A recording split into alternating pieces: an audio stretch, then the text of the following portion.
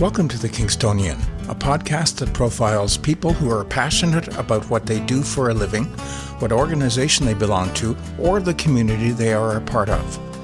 Here is your host, Dave Cunningham. Thank you, Steve. Hello, everyone, and welcome. Hugh Segal was a strategist, a provincial and federal chief of staff, a senator. He was also an author, academic, commentator, and businessman. You may recall my conversation with him on this podcast 2 years ago. Senator Segal passed away this past August. In the minds of many, he will be regarded as a truly significant player in Canadian politics. One of those believers is our guest. Arthur Milnes knew and respected Hugh Segal. I invited him to join me for his take on this man's impact. Here is our conversation. Art, welcome back to the podcast. Hey, thanks, Dave. It's always wonderful. And before we start, just let me salute you for bringing Kingston personalities to life and Kingston issues. And I think you're scraping the bottom of the barrel with me, but okay. Here we go. Here we go. I want to thank you for joining me. And just to let you know that, I've had all kinds of conversations with all kinds of different people, and I'm surprised when I get the statistics indicating where people are downloading the podcast from. So like you say, we are spreading the word about the kind of people that grew up in Kingston or moved to Kingston or have some affiliation with Kingston. We're here to talk about Hugh Segal. And he passed away in the month of August. And I guess some people affectionately called him the Happy Warrior. And he's had all kinds of different impactful careers in his lifetime. And I'm sure your paths would have crossed with his at some particular point. So let's start with you telling us, where did you actually meet him, or when did you actually get to know Hugh? Well, I had a fascinating introduction to Hugh Segal. Now, when I was a reporter at the Kingston Week-Standard, I met him a few times, but, or called him for quotes or something like that, but I didn't know him. Really, he was a wonderful person to interview, that's for sure. And he respected the media and he respected deadlines. And, it was just a totally professional to deal with as a journalist. But I really got to know him between 2003 and 2008 in a really unique way. I was former Prime Minister Brian Mulroney's assistant on the former Prime Minister's memoirs. And as you know, Hugh Segal had served as senior advisor and then chief of staff to Prime Minister Mulroney. So I did most of my work for Mr. Mulroney in the National Archives. And Mr. Mulroney has a massive collection, like all prime ministers, of about 3,000, 4,000 boxes. And I was granted the right by Mr. Mulroney to be still to this point, the only person who's ever had the privilege of reading Mr. Mulroney's files. And my job was to read basically every single piece of paper that came across Prime Minister Mulroney's desk.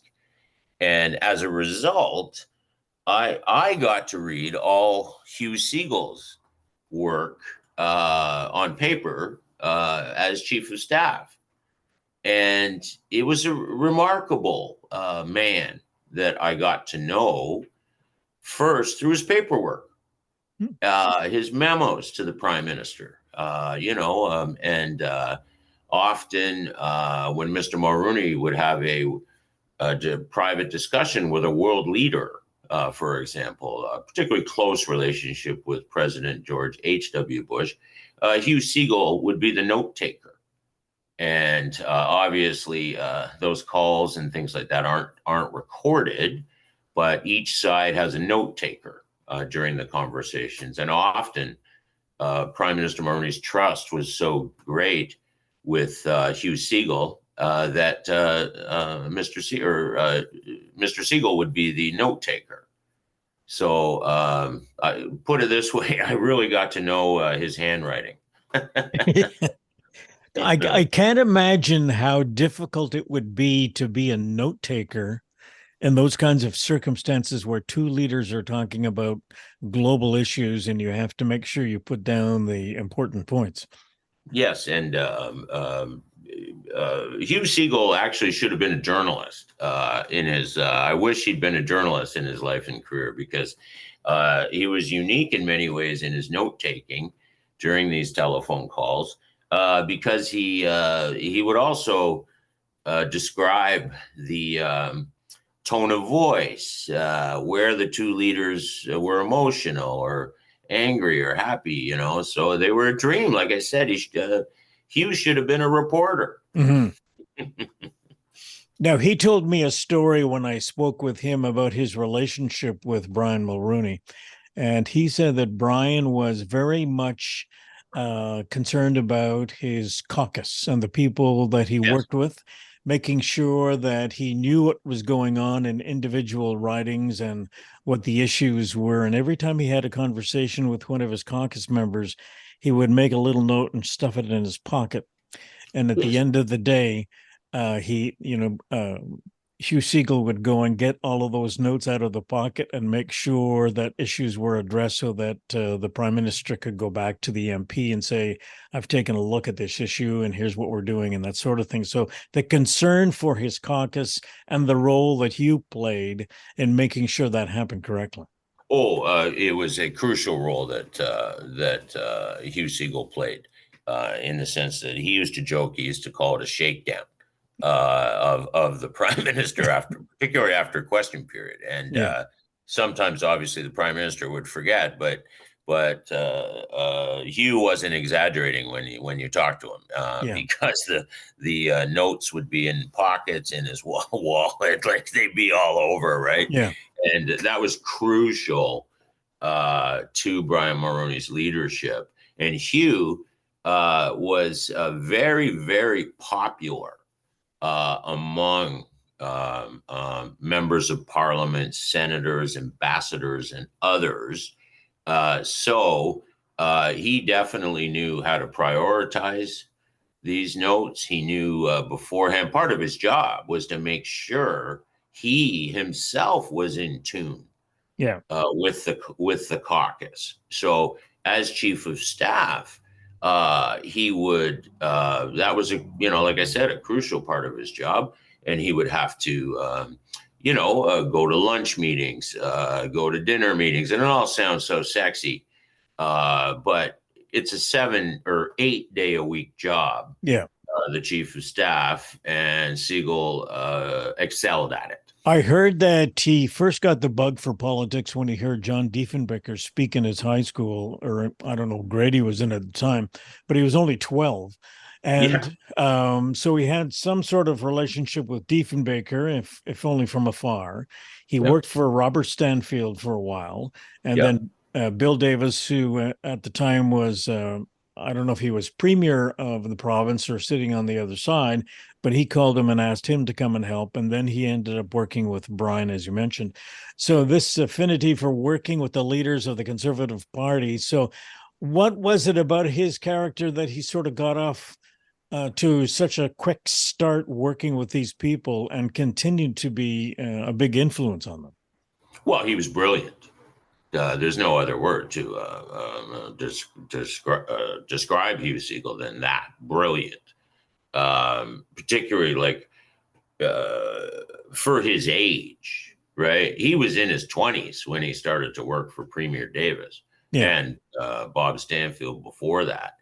And again, crucial roles that he played, like mature beyond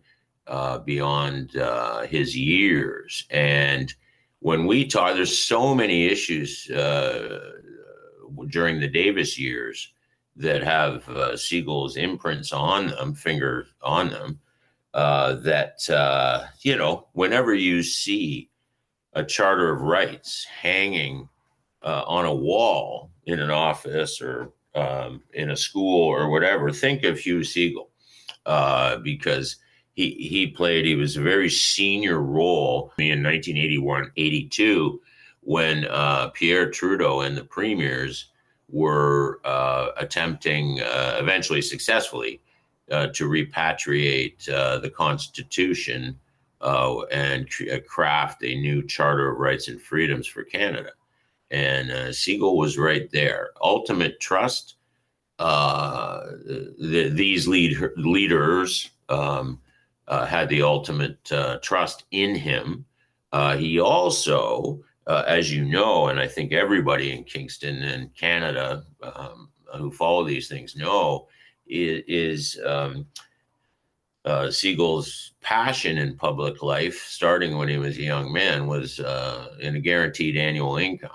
Yeah. And he played a very big role in establishing a form of that for seniors in the province of Ontario when he worked for Mr. Davis, that,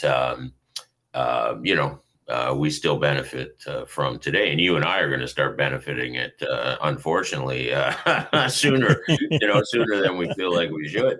But like I said, I go back to his brilliance.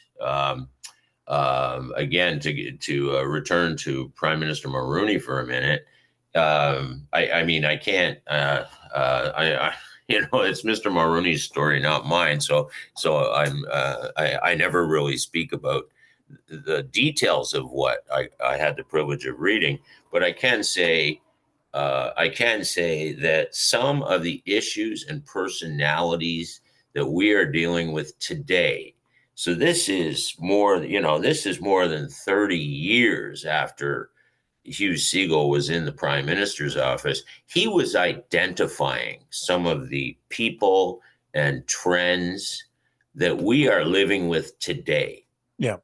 And another prime minister that he played crucial roles with was Prime Minister Stephen Harper. Yeah. And that I don't think gets enough attention. Segal was Prime Minister Harper chose him to be Canada's representative on the Eminent Persons Group that was working to reform the Commonwealth, which had always, to go back to Brian Mulroney in particular in our lifetimes, was a crucial plank in Canadian foreign policy. Yeah. And that started to drift by the wayside. And Prime Minister Harper turned to Hugh Segal, and he played two crucial roles with Prime Minister Harper's government. He was a senator at the time on that file, which was of great importance to Hugh and Stephen Harper. And, as you know, Hugh, one of the reasons I loved him, because some days Hugh and I felt like the last monarchists in Canada. And he loved to talk about his meetings with Her Majesty. Yeah. And there weren't many, but I couldn't get enough. I think I heard his description of that 50 times, and I wish I heard it 50 more times. Yeah. Yeah, that's part of his legacy with the Harper years that doesn't get a lot of questions. And I was a speechwriter to Stephen Harper when he was Prime Minister, and I actually happened to be, by happenstance, with Prime Minister Harper. We were on the plane flying back from Nelson Mandela's funeral in South Africa when Prime Minister Harper received the news that Senator Segal was resigning from the Senate. And boy, did the next 20 minutes conversation the Prime Minister and I had, Stephen Harper's respect and gratitude to Hugh Segal came through in every sentence. I wish everybody could have heard it. One of the things you think about when you look at somebody in that kind of position, he has to have a certain number of skills to be able to do the administrative function, if you will, of being chief of staff. Now, in addition to working for these various individuals in Ottawa and in Toronto, he also volunteered in various campaigns and was a strategist. And for folks who may not be aware or given it much thought, what's the difference between the role he played in chief of staff and working directly for PMs versus being a strategist for the political party? Well, like I said, he he could identify coming trends, coming landmines and dangers for both the leader and the political party. 3 weeks, 3 months, 3 years, 30 years, 30 months ahead. He was brilliant at that. His contacts throughout the country in French and English Canada, not just political, but also academic and the science community. His Rolodex was remarkable, and I hope it's preserved somewhere so in the future some people can access it in the future. So he also, as you can appreciate, in the Prime Minister's office or in the Privy Council office, the civil service arm of the Prime Minister's office, or the Premier's office in Ontario, often the Premier or the Prime Minister gets the hardest and least sexy files get dropped on the PM or the Premier, because if these issues were easy to solve, somebody else in the government would take them, solve them, and take the credit for it. Right? Yeah. So I say all that because Hugh Segal, because of his personality and particularly his sense of humor, right? If you were a prime minister or a premier, you didn't dread the moment Hugh Segal came into, darkened your doorway, right? Because he had a rare ability, to stay calm during a crisis, but also to present the premier or the prime minister issues, possible solutions, political strategy when the times were low. He would present them in a certain way and sense of humor that, like I said, that's crucial. Like if you're the poor prime minister or the premier of Ontario, regardless of your political stripe, it doesn't matter. And you've got people around you who just panic during a crisis or are always coming to you with these stark black crises, and views of these things. You're not going to like seeing them.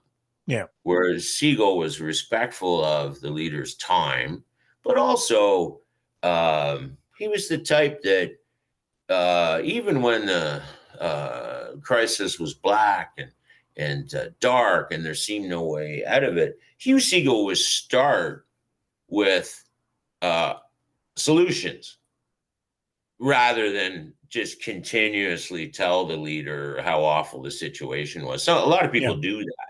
Yeah. And therefore, in many ways, they're not successful. Segal wasn't like that.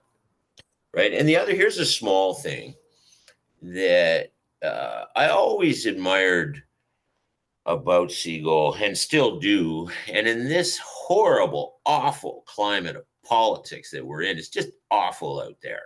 I'm surprised anybody's going into it anymore. It's so brutal and a lack of respect between parties and politicians. Anyway, that's a whole other story. But a small thing. In private and in public, you never heard Hugh Segal call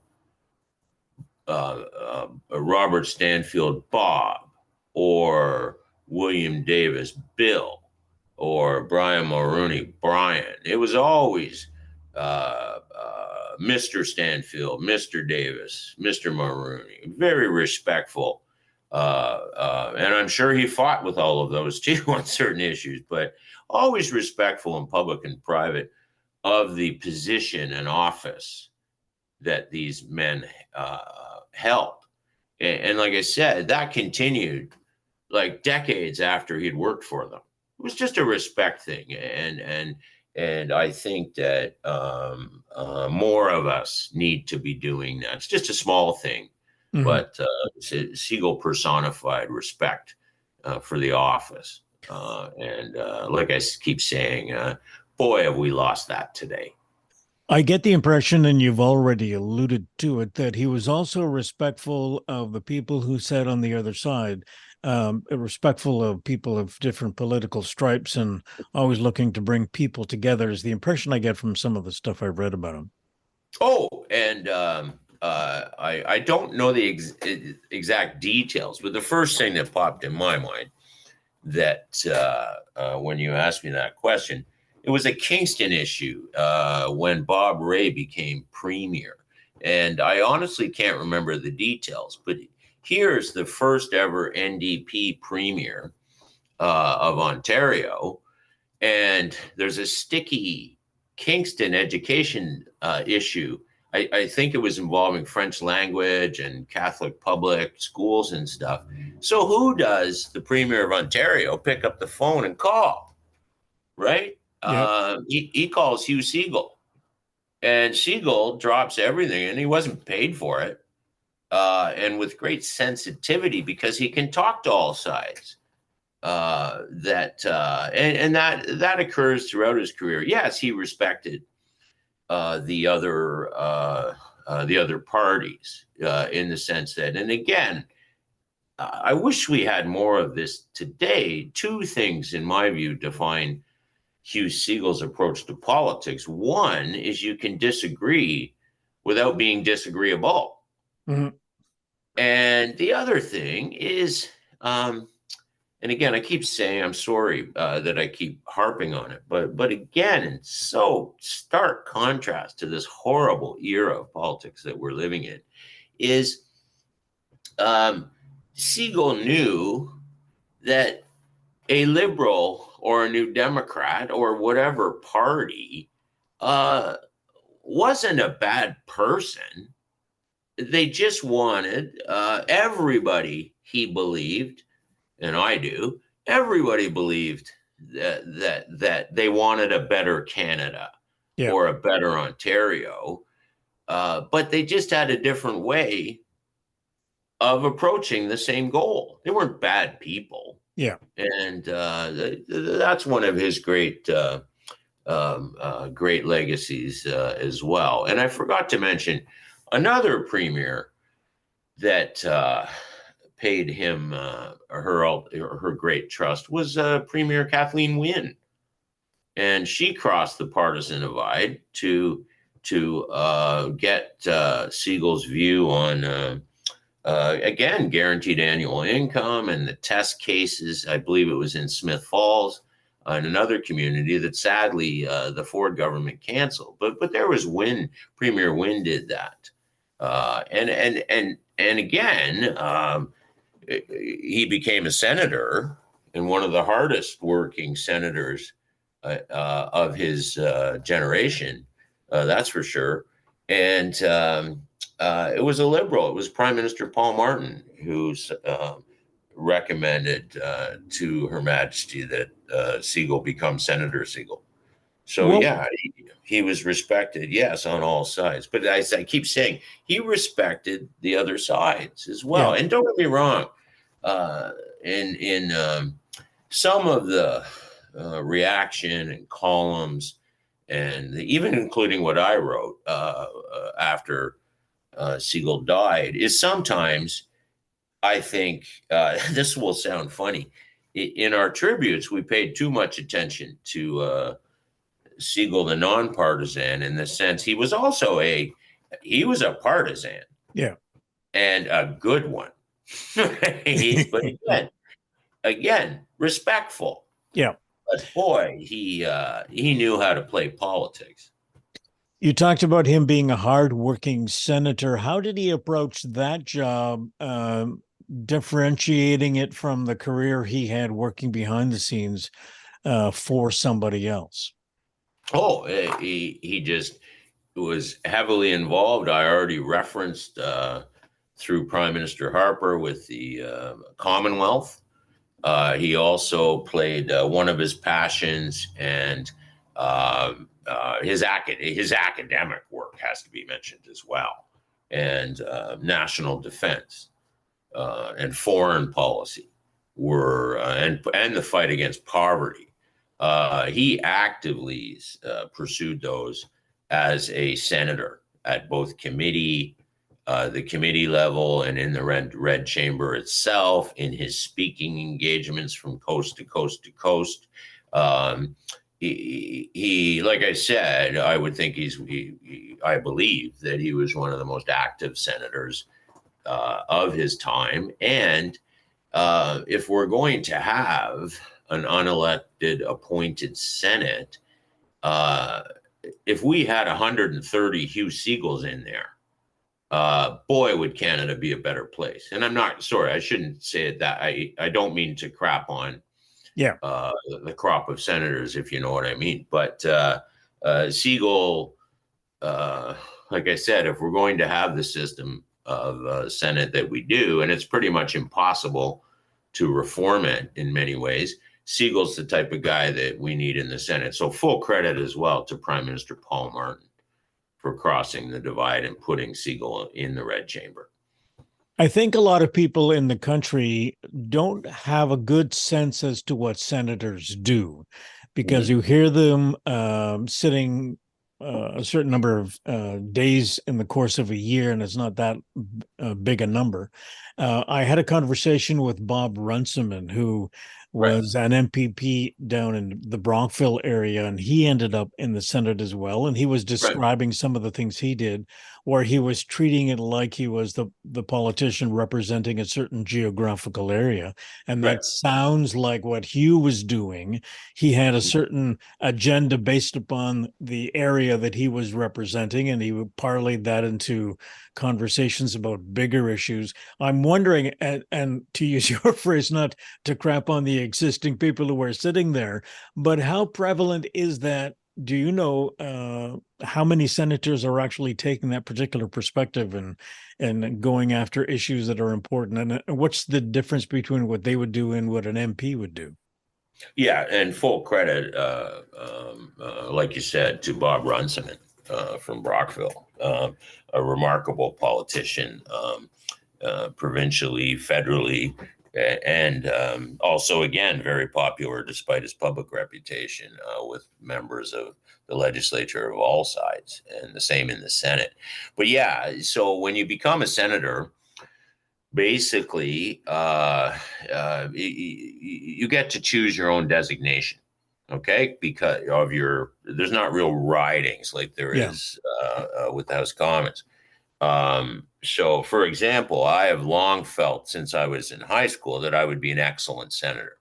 And I've just never had the phone call. So if Mr. Trudeau is listening, I'm by my phone. I'll do a great job, and I'm ready. I've been ready since I was 18 for that phone call. Right? But so Senator Segal and, like you said, Bob Runciman, they took the time to, as best they could, define as well their duties. So Senator Segal would have national priorities, international priorities, but he also very much was the senator from Kingston and area, and he dealt with, in a nonpartisan manner, with many of the same requests as the same requests and needs of Kingston and area residents very well. He saw that as a crucial part of his job. And again, I don't think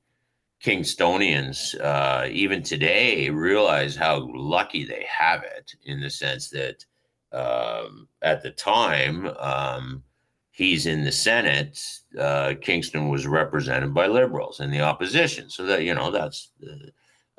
that's a good thing in many ways. People don't appreciate that as much, but opposition MP often has much more freedom to raise issues than a government MP does. But anyway, so we had a Liberal opposition MP, and we also had a conservative senator who was quite respected. So it was the best of both worlds. And I know this is off topic, but even today, people forget, drives me out of my mind, but people forget that we have Mark Garrettson on the government side, but we also have Scott Reed as part of Kingston as part of his riding. And I don't think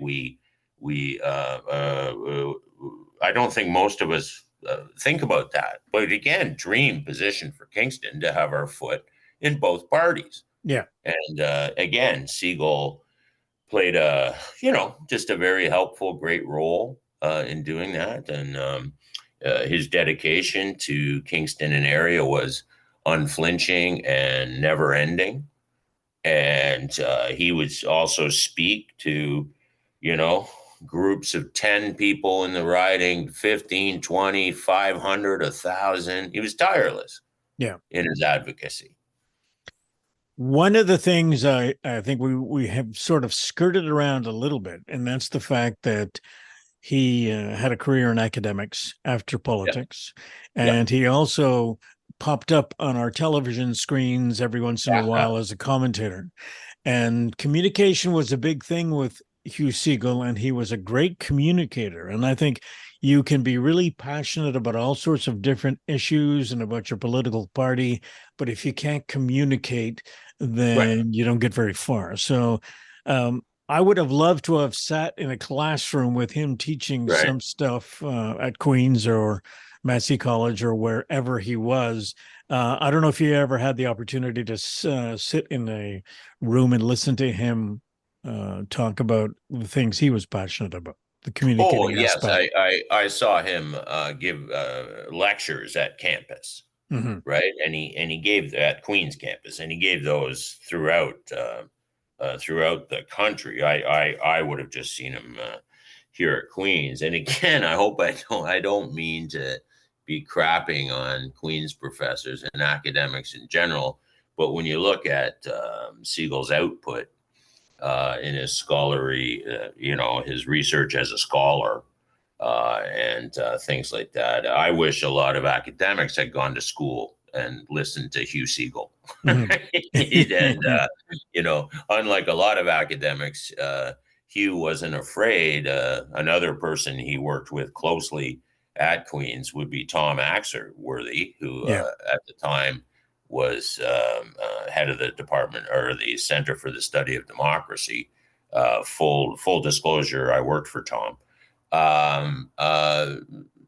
They were the types, they were brilliant academics, but they also, quote, in quotes, got their hands dirty in real politics.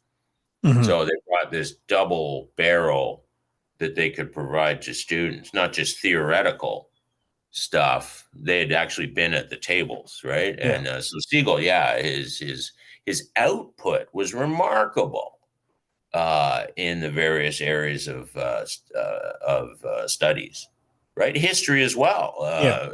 His research and advocacy for the history of Sir John A. Macdonald. Sir John was one of his heroes. And boy, he didn't just leave it at hero worship. He did research. He gave speeches. So it would have been an incredible privilege and a valued thing to have had Hugh Segal talk to your class if you were a young student over at Queen's or wherever he was lecturing.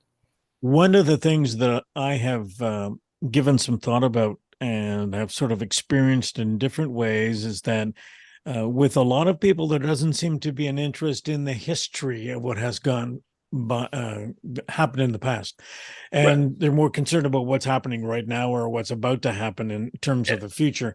And there was a line from the conversation I had with Hugh a couple of years ago that sort of sticks with me, in that you've got to know where you've been to know where you're going, sort of deal. And exactly. I mean, you've focused a lot of your writings on history and, short-term and longer-term history.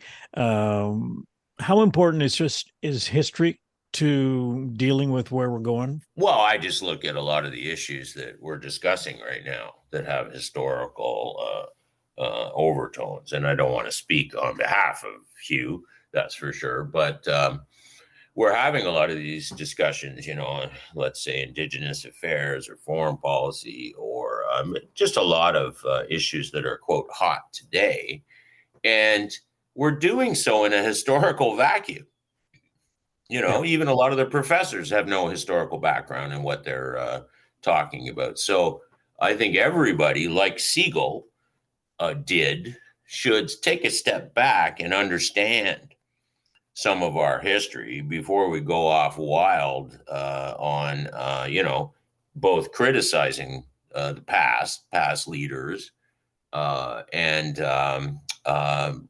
agree with Segal. It's very hard to, critique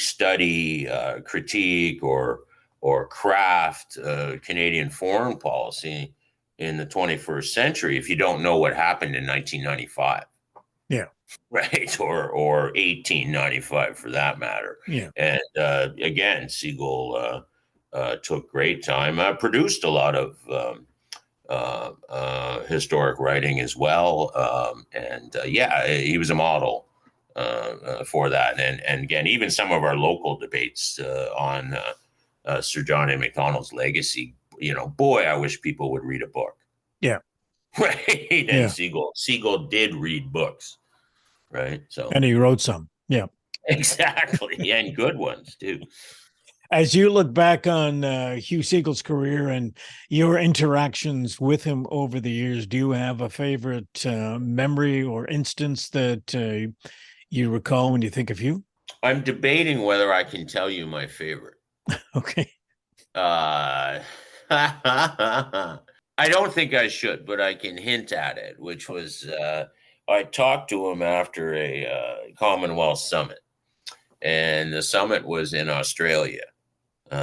Commonwealth leaders, Commonwealth heads of government conference. And he described to me what it was like.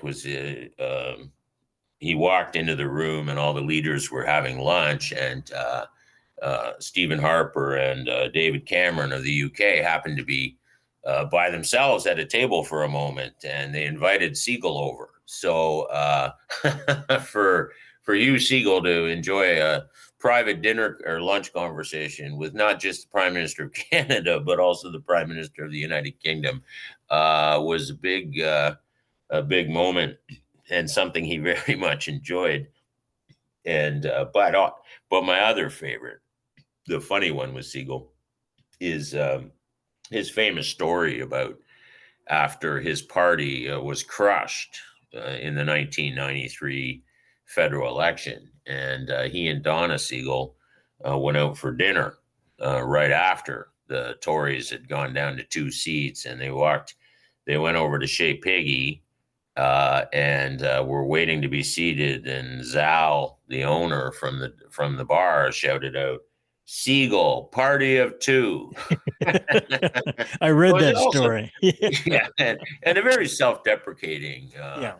He took his job seriously, but he didn't take himself seriously. Yeah, and he could laugh at himself. He could find great humor in situations, and in terms of, I'm a political speechwriter. So Segal sure didn't need a speechwriter. And what I liked is he also respected his audience. Yeah. Sometimes you go to a speech and around Kingston and someone will start off with saying, "I'm going to outline my 14-point plan for issue X," and you sit there and they just read off a teleprompter or some document. And Segal didn't do that. He knew how to keep an audience engaged, and he'd been a speechwriter himself. Yeah, he wrote speeches for some of the greats, and it was amazing when you would find out. He just never bragged about it. Really, he didn't have to. Yeah. Right. So that's what I would say in many parts. Also, another part of Segal's career that I'm not that familiar with, but I know how important it was great success in the business community as well. Mm-hmm. And he worked for Molson and things like that. And, just an all around, many ways, a Renaissance man. He would hate that I said that, right? But, very full